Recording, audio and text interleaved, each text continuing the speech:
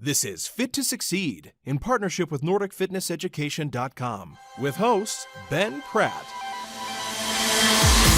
And I think that's how we approach health and fitness coaching a lot, because we like being in the gym. We presume everyone else will, and they have the same levels of motivation and determination, and they just want someone to fix the roof. So instead of lowering the bar of entry, we're actually raising it. We're saying you need to completely overhaul your lifestyle. Welcome to this episode of the Fit to Succeed show. I am pleased today to have with us a big hitter. His name is Dr. John Berardi. You may have heard of him from the world of precision nutrition, the global nutrition educator. However, now Dr. Berardi is starting a new project, a new campaign called the Changemaker Academy, and I'm pleased that he is joining us here today. It's great to have you with us, John. Oh, thanks, Ben. I really appreciate it. I'm looking forward to our chat today. Yeah, myself as well. It's something I've been looking forward to for a few weeks now. Yeah. Now, I wanted to just start. I'm going to get straight into it if you don't mind. Despite being passionate about health and fitness, statistics suggest that approximately 40% of people in the fitness industry will leave the industry in a year. Yeah. Why do you think that this is happening? Yeah, well, first of all, I think that's even a nice statistic. You know, when we look at places like, commercial fitness centers or health clubs or whatever, I think the turnover rate's over 100%. So, Wow. it's sad to me because, these are generally people who a year ago were super passionate about this. They may be, whatever their origin story was, whether that was they grew up with health and fitness and working out and exercise and, that's how they connected with their friends and family. And now they want to turn that into a career. Mm-hmm. Or for people who maybe didn't at all and maybe had struggles with health and weight and those kind of things, and then found health and fitness, fixed it, and now want to pass that on. Either way, they're super passionate about this. And then a year later, they're gone.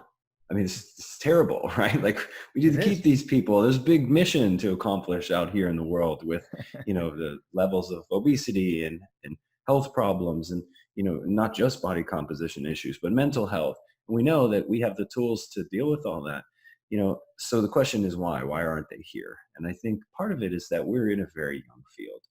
There's not established pathways. If you want to go to medical school and become a doctor, if you want to become a lawyer, the pathways are so clear. They're not easy, but they're super clear. Mm-hmm. Even things like skilled trades. If you want to become a plumber, there's a known curriculum for that. There's a number of continuing education hours. There's apprenticeships, and it's just there's a grooved path for you. And in health and fitness, there isn't in most cases. You're figuring it out on the fly. And I've had this conversation with some of the most well-known people in the field. Mm-hmm. We're at events together, we sit down and we chat. And almost every one of them has this weird, twisty, turny path that got them here. Mm-hmm. And I'm sure you're familiar with Dan John, who's a strength coach and an educator. And, I remember Dan's like, here's the path, right? So you go to theology school, you start off as a discus thrower, right, for the U.S. national team. Then you go to theology school. Then you get a scholarship to study in England, and where you take up literature, and he has this whole path, right, because this is what he did, and then he eventually got into this field and had a lot of success. And so I think that's one of the things. I think the other thing is that a lot of young people getting into the field, they have this passion for, let's say, taking care of themselves. But there's kind of like a mismatch between, their purpose, their unique abilities, and their value systems, and what the job might actually entail. They don't really know. It's like being a 8-year-old and saying, I want to be a doctor when I grow up, but you have no idea what doctoring is, Yeah. So I think they start to come in and explore, and they're like, whoa, this feels so different. I don't know how to do time management appropriately. I'm at the gym all day. Now my own workouts are suffering. So it feels like a mismatch between the skills required, or a misunderstanding of the skills required, and what's actually going to take to be successful versus what they have today. It's kind of just like, hey, I love health and fitness. I know how to work out. I know how to eat well. I got all I need, and you and I both know that that's great to begin with that passion. I But think that leads nicely into sort of my next thought, John, if you don't mind me yeah, go interjecting. ahead. And that is that, as you've just identified, many people start a career in health and fitness because they love training, they love fitness, they get a buzz from it. Perhaps they've had a change Yeah. themselves, some kind of transformation, but that doesn't necessarily translate into becoming a good coach or good at coaching Hmm. others. Can you share your thoughts and perspective on that? Yeah, totally. I mean, and we see it in every area, right?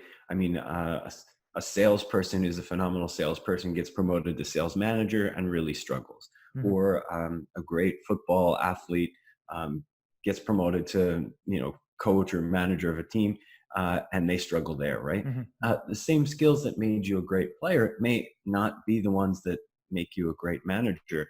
And in fact, some of those skills may be detrimental to being a great Right. manager.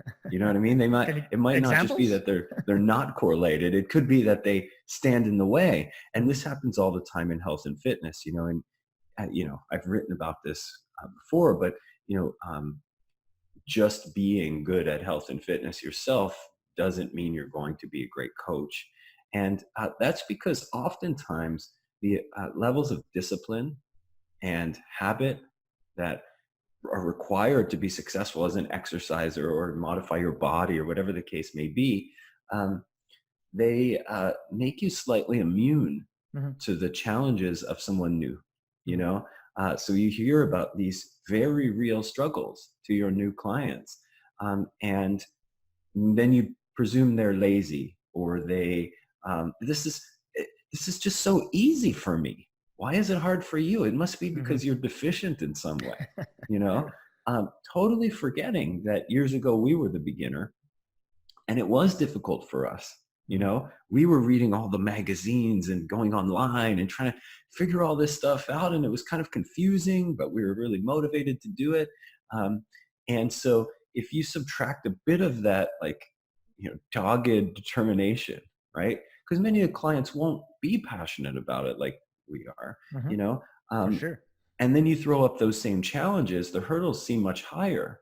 I often say, um, you know, the way that we often approach health and fitness coaching, would be the equivalent of this analogy. So let's say my roof is leaking. Hmm. There's a storm. Oh, my roof's leaking. Water's coming in the house. Great. So I call a roofer, and the roofer comes out and knocks on the door, and I'm like, oh, great, he's going to fix the roof today, right? But instead, he comes in the living room, Right. and he's like, gather up the children, right? And we all have a sit around the living room, and he starts teaching us how to fix the roof. Oh, really? And I'm like, wait, what's going on? I just want you to patch the hole. He's like, no, no, no. You got to want this. This is a new lifestyle for you. Hmm. Okay. We need Hmm. to fix this lifestyle of yours, you Hmm. know? And so here's some hammers. We're going to get you up there fixing the roof. It's like, no, no, no. And I think that's how we approach health and fitness coaching a lot, Right. because we like being in the gym. We presume everyone else will, and they have the same levels of motivation and determination, and they just want someone to fix the roof. So instead of lowering the bar of entry, we're actually raising it. We're saying you need to completely overhaul your lifestyle, Right. when oftentimes you don't, to nudge yourself towards, you know, better movement, Hmm. better body composition, better blood chemistry. Um, for a lot of people, it doesn't take large, massive overhaul, which, if you, meet a new client, they say want to improve their diet, and let's say you give them something like, well, let's follow a low carbohydrate diet, Hmm. um, if you follow a low carb diet yourself, it's taken years to build up the skill set required to do that. Many, many little habits and skills along the way you've built. Um, and a new person, coming in, they don't have any of that yet. So this is Hmm. a very, very difficult undertaking, not impossible, but we kind of forget that they haven't had the time to build up those skills, maybe nor the inclination to want to overhaul their diet that much. An analogy I often use is, let's say you have a young athlete come work with you, and it's a young female, and she's an endurance athlete, and she's had some struggles with performance and training lately. Hmm. And you ask her about her lifestyle, and and you uncover through these questions that maybe she's cut back on red meat, for whatever reason, um, animal welfare or spiritual reasons, or maybe she just heard it's bad for you. Um, and so instantly, my thoughts are, okay, young athlete, probably underfed, cut back on red meat, maybe iron deficiency, so Hmm. ferritin problems, oxygen delivery, great. So we're probably just dealing with an iron deficiency here. But if you're like, oh, you're sluggish, you're not feeling great, we need to do a nutritional overhaul, right? Right. You're actually trying to kill a mosquito with a shotgun, There's Yeah. like 100 things she needs to change when iron would have fixed her problem. So Mhm. this is how, so long-winded way of saying that often coaches will try and apply the same solution that helped them Mhm. to all their clients. And it's understandable, like, because that's all you know. Mhm. Um, and you have the bias of whatever level you've achieved currently. Yes. So how do we unpack this and make it sort of a process you can follow to get better with clients, is really to go back to the beginning and say, you know if this person wanted the roof fixed rather than taught how to fix the roof, how might I approach it? Mhm. If I didn't assume this person was lazy and deficient as a human being, which oftentimes it's pretty easy if we just step outside of the nutrition conversation, Mhm. right? Most of the clients who can afford to hire us are doing better than us, at least in one level of life. You know what I mean? Financially, Yeah. right? So when we look at them and they're like, "You're just an idiot because you can't get enough protein in a day." Meanwhile, they're a CEO or a professor or a surgeon. They're clearly not idiots, right? So Mhm. step outside of this little sort of insular kind of thought process around what we know, and think about what skills they have outside of what we're doing, Mhm. and think about how we translate them back into this domain. Hey, to be a CEO, you must be a great manager. You must be great with time management and all this stuff. Okay, great.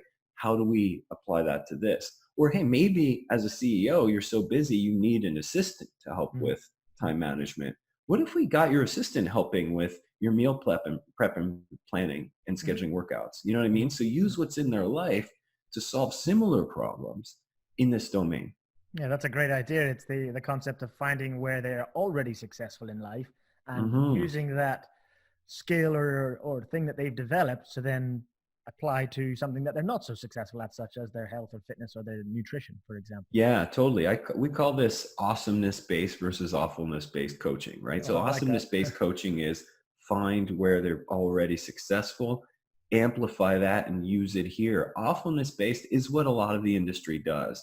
We do assessments and we're looking for where they're broken. And it makes sense. We're like, oh, okay, well, your hip mobility is deficient, so we're going to do these exercises to fix it. Mhm. Um, but it's really problematic when we apply that type of thinking to the whole self of a human being. Mhm. So there is a appropriate time and place for deficiency finding and fixing. But when we're coaching a whole human, it's Mhm. better to focus on the awesomeness approach than the awfulness. Yeah, yeah, I like that. I really like that. Now, I want to just change direction slightly because once upon a time you were starting a new business, back in the early Mm. 2000s when you began precision nutrition. And I imagine that what you thought was the good things to be doing then might have been different somewhat to what you realized was making your company successful as years went by. Now, when you look back, what did you do that you think helped lay the foundation for what went on to become a very successful company? So I just wonder how Hmm. that might relate to a new coach coming in to the industry. Yeah. Yeah. I mean, you know, I really think that I was lucky. I didn't know to do this intentionally. I just, um, who I am has been strong since I was young, you know. Okay. So so at times that felt like a curse, and now in retrospect, I'm like, oh, that was kind of a blessing too. So for me, it begins almost philosophically with the idea, and we unpack this in my new book, but the idea of starting with a clear unpacking of purpose, unique abilities, and values. Um, and this sounds like corporate stuff. Write down your corporate mission statement and your values, but no, I mean for you personally. Hmm. you know I'll give you an example of where this can go wrong, and then we'll talk about how to make it go right. I do a little bit of informal business coaching with some friends and successful businesses. And recently I was talking with a friend who runs a very successful business. And he was like, hey, I want you to teach me how precision nutrition built a content machine. PN gets 3 million visits a month to our articles. And, I think they're best in class articles, infographics, and animated videos. And so he's like, how do I build that? I want to build that in our business. And I was like, something was uncomfortable about that to me. And then I realized, like, oh, you don't have a single person in your business who's doing it already, who's like writing long form content and creating content in this way, which means you don't have the capability to, like when I was starting out, even before Precision Nutrition, this was like in the 90s, Muscle Media 2000 was the popular magazine at the time. Like there was no internet. You didn't go on the internet for health and fitness information or anything else. Mm-hmm. Everyone was on dial-up. But there was this magazine called Muscle Media 2000, and that was the big influencer in the space. And I remember I was like 22 or 21. I was writing articles for them in secret in my apartment. Nice. Because I couldn't help myself. It's like kind of a disease, not really, that you can turn into a superpower. So I was writing long form content before anyone wanted to read it, before I could ever get paid for it. Mm-hmm. This was just what I was doing. So then we found a way to amplify that, to scale it, mm-hmm. to attract a whole bunch of people who wanted to do the same thing. Mm-hmm. And then use that as a way to drive massive amounts of traffic and then increase awareness for our programs. So our coaching programs, our certification programs, our software, whatever. So I'm like, no one at your company has this disease, but what I see many of you doing is getting on podcasts and getting on video. So I'm like, don't try and copy PN's formula for content. You have to do content as well as PN does, but your kind of content, the stuff that you're doing when no one's looking and when you're not getting paid. And so that is an example of this idea, right? What I think helped us become successful is we rode the horses in the direction they were already going. I was going to do this anyway, whether I was successful or not. And we found a way to make it great. So for young coaches, it's just, how can you figure out who you are and then amplify that and not copy everyone else? Because this is happening all over. I look around and people are like, oh, that guy's doing it that way over there. I'm going to copy that. Mm-hmm. But you don't understand that guy was doing it before you were looking. That guy would be doing it anyway, even if he was not successful, or she. So we, in the book, do the series of exercises called explicitly identifying your purpose, then using your unique abilities to serve your purpose, and then using your values as guardrails for your work life.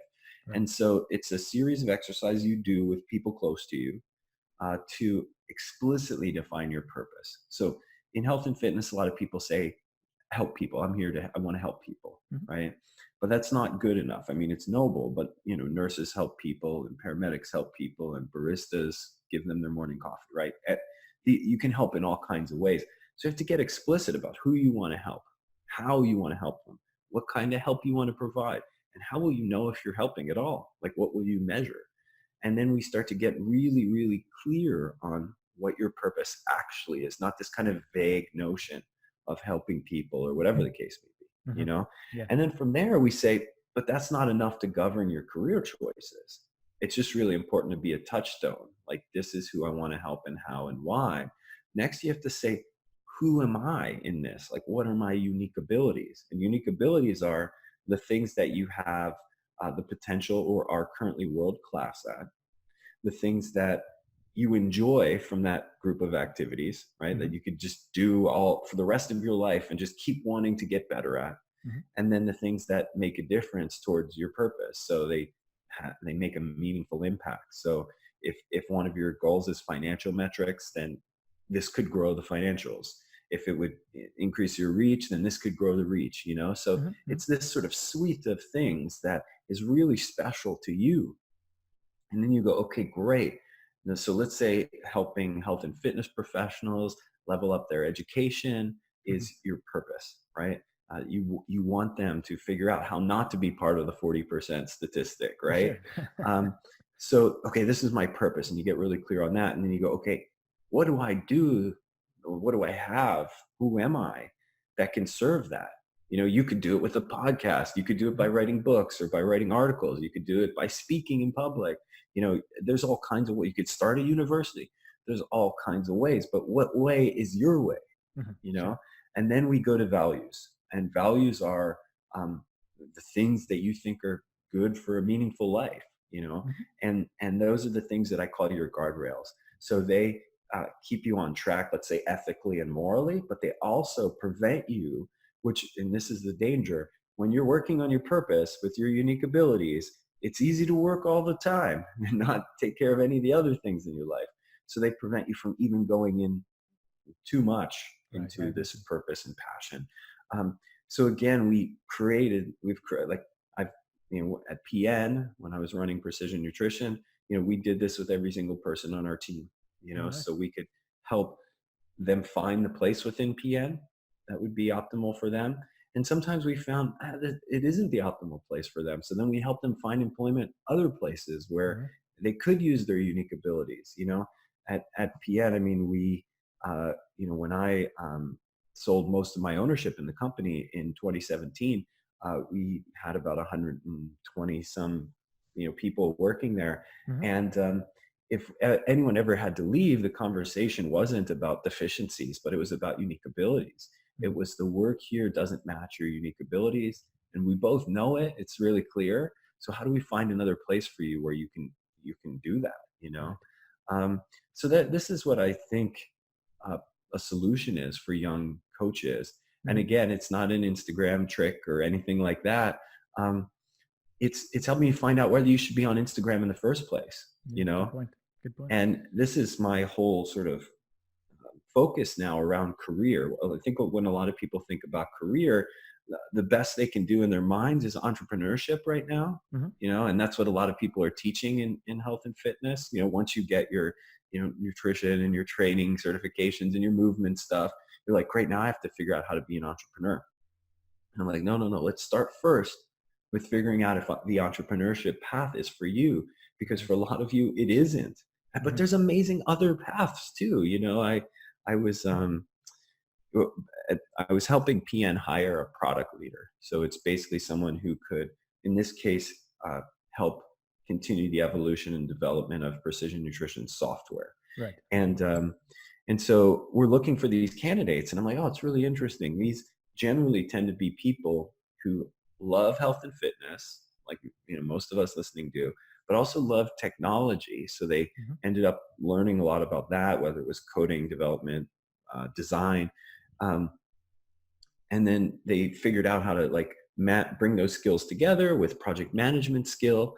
And so, we're hiring candidates who are making 500 grand a year Really. leading product for big health and fitness companies. So I'm like, that's a path.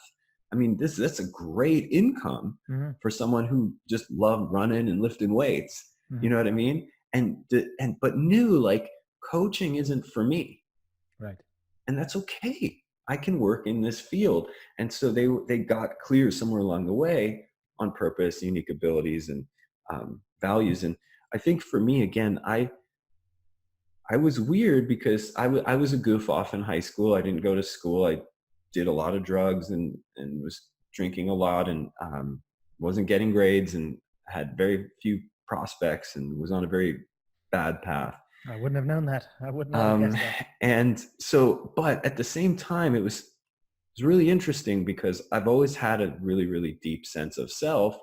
And I looked around and I was always super confused when others didn't seem to have that. I just assumed it was how everyone was. And so I was really lucky how, purpose, unique abilities, and values, not mature, but were formed, and they were Right. super clear early on. And so I'm like, oh, and so then I became like everyone else. Like, if it's easy to build muscle for you, Mhm. you just go to the gym, lift some weights. You're like, my arms are getting bigger. This is great. You're probably the last person someone should ask if they have a struggle building arms, you know what I Sure. mean? Yeah, Because 'cause you you don't don't have a have. process. I just go in, I work out, it grows, you know? Yeah. And so I really had to figure out when I became a leader, uh, how do we unpack this in others? You know, it's become a pretty amazing process. Yeah. And first of all, creating a team that's full of people working in their purpose with their unique abilities and their values uh, feels great.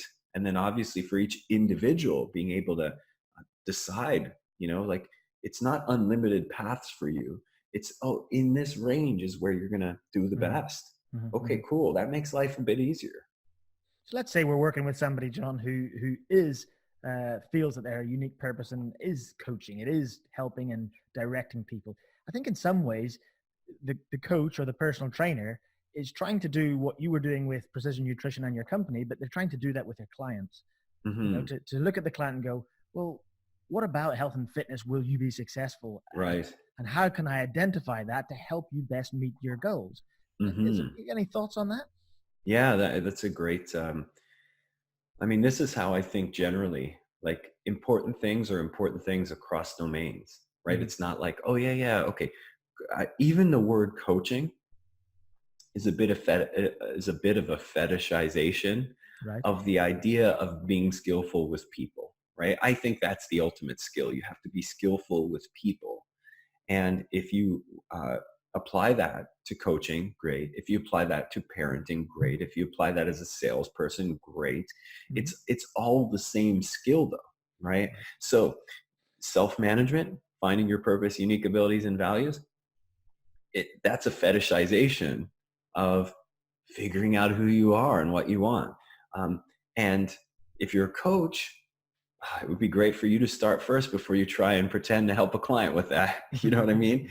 And this is, you know, Precision Nutrition has a level 1 certification and a level 2 certification. And level 2 is a year-long sort of mentorship. There's daily Mhm, exercises, there's case studies.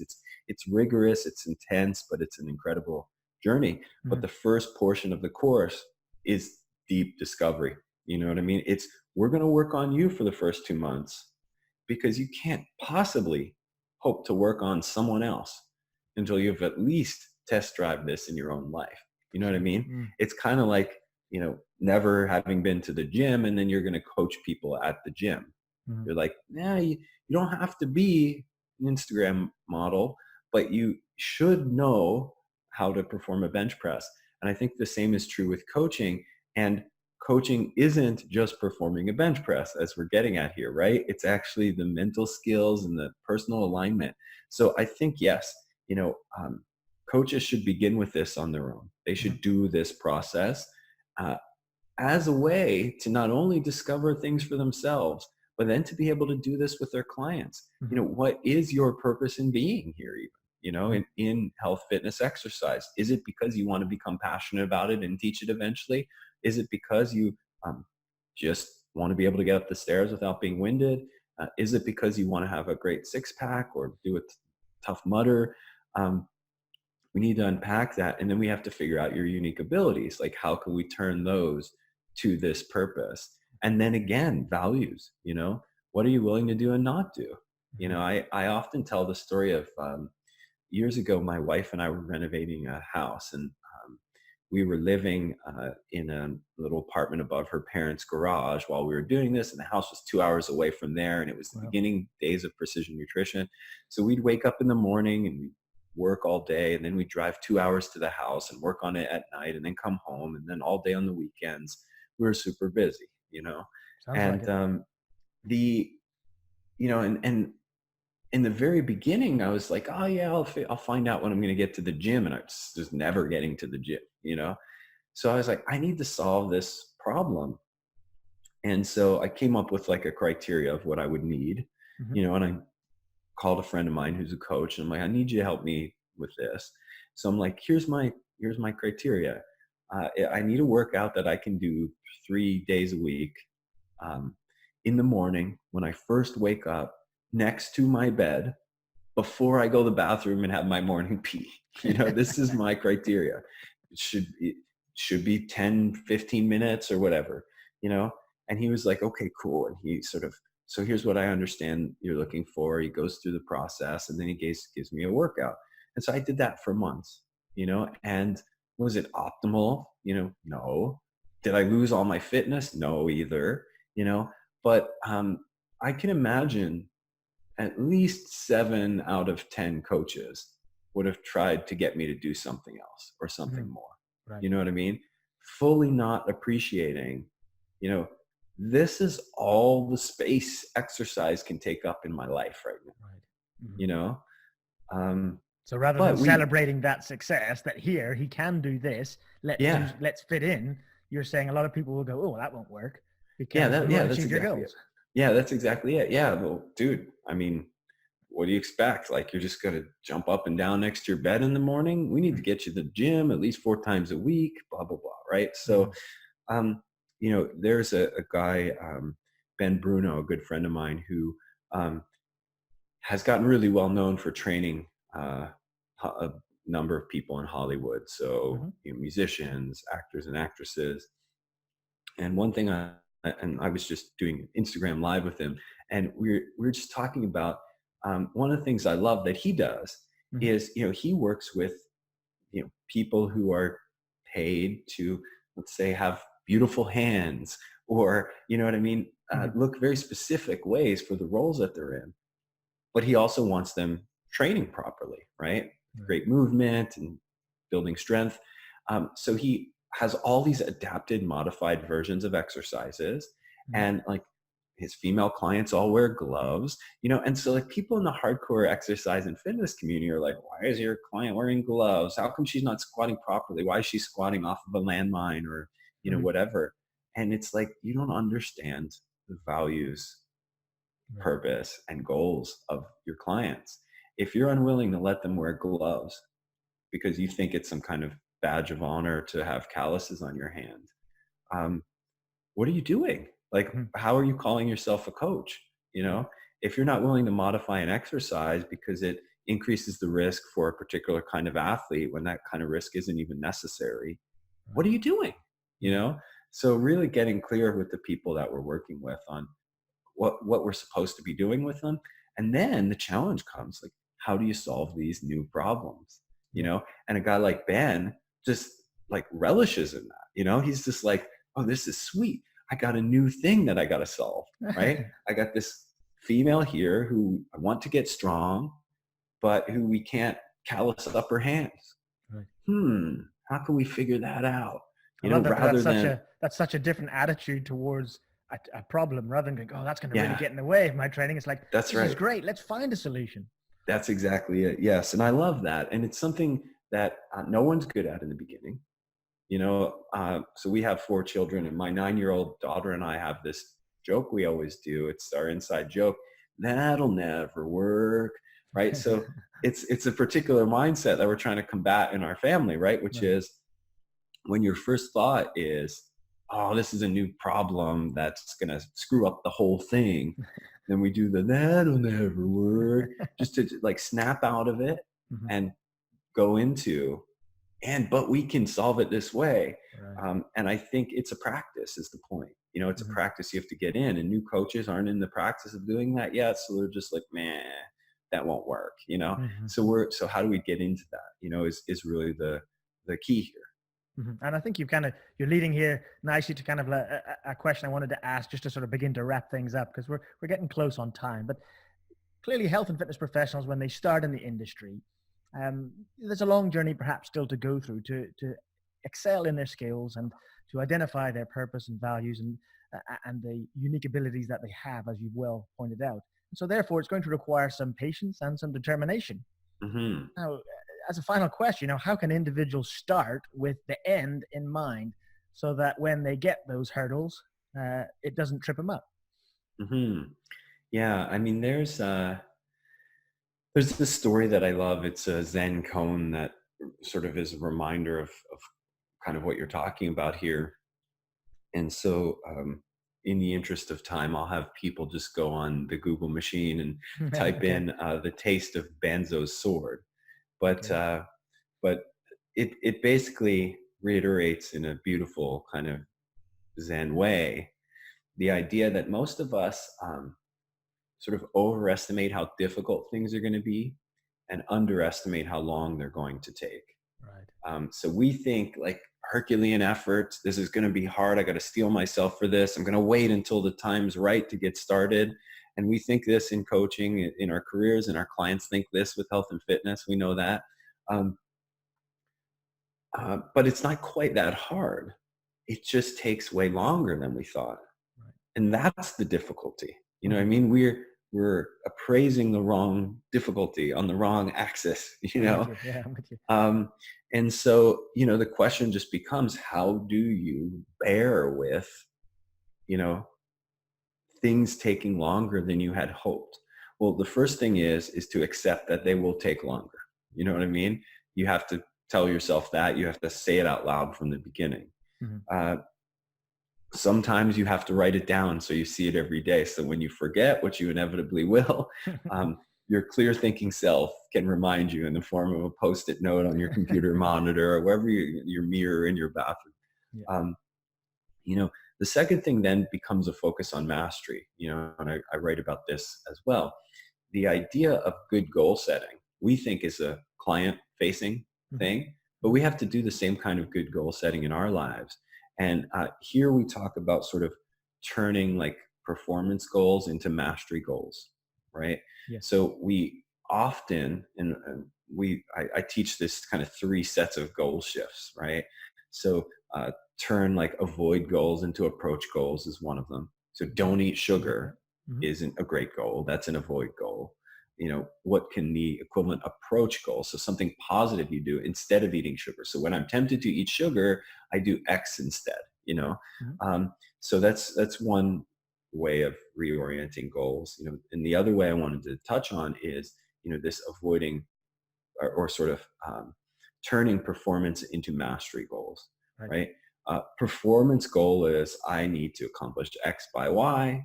I need to do Z in A time, Right. and the problem is these are often out of our control, right? These are outcomes, right?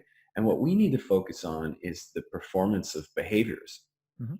So what I teach people is this sort of flow chart where we may put the goal at the top, so in a box at the top of this flow chart, and then under that goal, you imagine unpacking the skills that would be required to accomplish that goal. So you Right. have goal, then you have some lines going down, and you have like maybe 6 skills that you may need, or Mhm. Mhm. 12, or however many. And then under each skill, you have the same thing. You unpack that to lines down that look at the practices that would be required for each one of those skills. Yeah. So what do I need to do each day to eventually build that skill, right? And what you end up with is a curriculum for yourself, right? And so in precision nutrition coaching, for example, we've done this with health and fitness change, Mhm. right? We have a year-long coaching curriculum where there's skills to be built each month. There's practices to do during each month that build the relevant skill. And then if you build those skills, those 12 skills or whatever they're going to end up being, the goal will become inevitable, Right. right?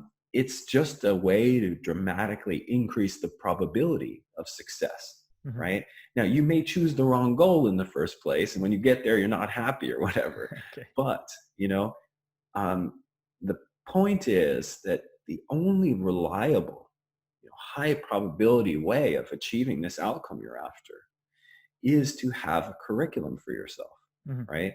And a curriculum isn't just what courses am I going to take. It's what practices must I do to build the skills that make me the person who can X, be a great coach, or, be a great project manager, or Mhm. Mhm. whatever, be a great entrepreneur. And so, I mean, this is really well established in other areas. Mhm. Like my wife is a high level figure skating coach, and my Yeah. daughter's in gymnastics. And in both, like we live in Canada, so you can go on the relevant governing body's website, Skate Canada or whatever, and you can look up their long-term athlete development model, Mhm. right? And it literally has from skating grade year one, like age one, all the Wow. way up to Olympic level. They have a curriculum Wow. These are the skills you need at each stage of development to reliably produce an Olympic athlete, right? It's not easy to do, but it's kind of a known pathway. And Mhm. most sports have this. It's a Right. long-term athlete development model, right? And so I'm like, in our field, we need this, We right?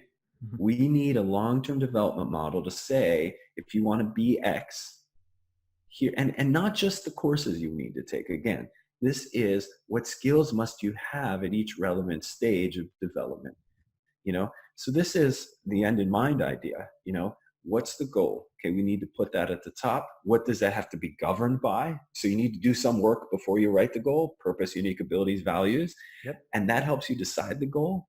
And then with the goal, you unpack it into skills and practices.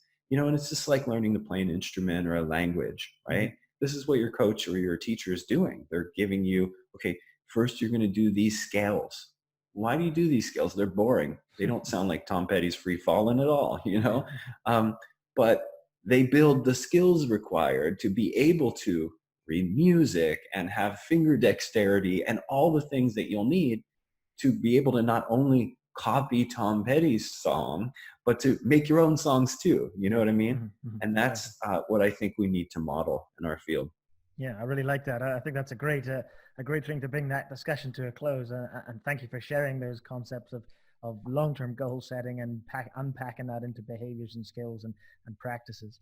Now, just before we end, I just want to give you a little bit of a chance because I've got your new book on pre-order and I can't wait for it to come out. I wonder if you'd tell us Nice. a little bit about your new project, the Changemaker Academy, and how listeners can get involved with this. Yeah. So, as my time was winding up at Precision Nutrition, I kind of realized, like, you know, the bigger definition of my own purpose was around this idea. And I have this written and I have it pasted up right in my office here. Mhm. You know, so when I die or retire is how I begin purpose statements, um, so to remind me that, like, at the end of whatever, my work or my life, I want to be sure that something has happened, and so when I die or retire, I want to know that, the coaches that I've worked with or that work in our industry see their clients differently, Mhm. that the same coaches see themselves differently, and that they are all working towards the betterment and maturation of this industry. So that's my purpose. Mhm. And so I realized, hey, we were doing that with Precision Nutrition in a sort of technical way, teaching people nutrition and nutrition coaching. But I'm like, I have an opportunity now to go even bigger and really help people orient their careers. Mhm. So I was like, I've learned a lot in these last 30 years. I'd like to put those lessons down in an authentic treatment of what I think really mattered, which then became the book Changemaker. And the subtitles: Turn Your Passion for Health and Fitness into a Powerful Purpose and a Wildly Successful Career. So it's all the stuff we've been talking about today. Mhm.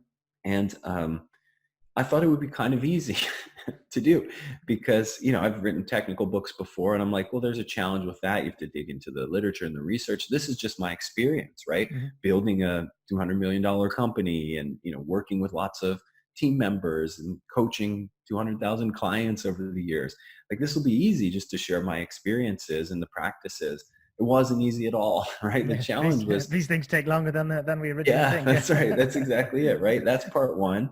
And the reason it takes longer is because I wanted it to be an authentic treatment of things I thought mattered, because it's so easy to devolve into cliches. Mhm. So, oh, this is what I think people ought to know here. But no, what did I know at the time and what mattered and what made a difference? So that was really, so it took me 2 years to create, longer than I thought. But I'm so, so, so, so, so pleased with how it's turned out. It's become a beautiful book with not just words on pages, but all the exercises we've talked about today, folks can do. Right. Um, and so they can start unpacking all these things right away. Um, this is really it. If people watching and listening are trying to figure out how to have a successful career, you already do, and you're trying to figure out how to make it more resonant with your evolving self, I think this would be a really, really useful tool. The book costs like $20 US. So I think it's a good deal for 30 years of experience. For sure. And yeah, the thing I'd like to do for the folks watching and listening is we have some free downloads. So you can download some sample chapters, which you've seen. Mhm. I have. And also every form that we've talked about today and about 50 others I make available in that download. So you can actually get started working on this before you ever even buy the book. Mm-hmm. Um, And when is the book due for release? So it's due out November 5th, but folks can pre-order it now, and they actually can get a way better deal if they order it during the pre-order period. Great stuff. So I'm going to send you over some discount codes too. So if folks like the free samples and they want to order, if they do it before, early November, they can plug in a discount code and they can get a nice discount off the book before it goes live. Generally, publishers are willing to do this during the pre-order period, and then once the book's live, they want to charge the full price. So sure. Oh, that's great. We'll make sure. Yeah, so that's the deal. So I'd love to share that with everyone listening in. All right, that's fantastic. Hey, John, it's been such a pleasure talking with you. You've really expanded my mind on a few of those areas, and I'm sure the listeners have truly benefited. We will link them up with the Changemaker Academy website and direct them towards where they can get those free downloads. That's awesome. Well, thanks so much for the conversation today. I appreciate the opportunity to share some of this stuff and the thoughtful questions, and I hope everyone gets a lot of value who watched and listened today. Thanks so much. I really appreciate it, John. If you enjoyed this podcast, please subscribe and share via social media. You can also rate the show on iTunes, Stitcher, or YouTube. If you'd like to know more about us, then check out our range of online courses at www.nordicfitnesseducation.com.